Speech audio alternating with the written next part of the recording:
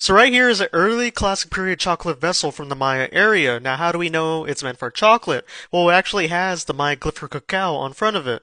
Now, the Maya writing system is a logosyllabic system where glyphs can represent syllables in the Mayan language or words. In this case, the glyph represents a word, though even glyphs that represent words will have glyphs for sounds that'll give the reader a hint on what the word is.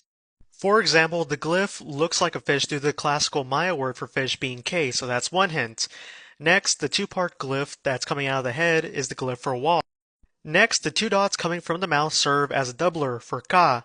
So from this, we get the word kakawa. Now, the last vowel is generally ignored when it comes to reading my glyphs, so there we get Kakaw.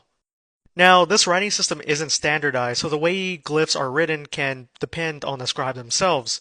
Now, here we have an example where the wa glyph is now on the bottom of the fish element, and we have the two dot doubler being on top of the fish instead of coming out of its mouth.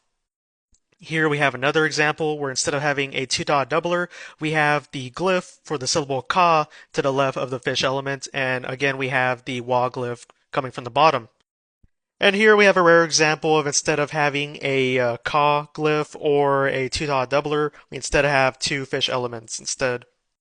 And right here we have an example of where instead of using the logo glyph for cacao, it uses a combination of syllable glyphs to make the sound cacao. But yeah, hopefully that made sense to you guys. Just goes to show you about how creative the Maya writing system is and how it had its own version of calligraphy as well.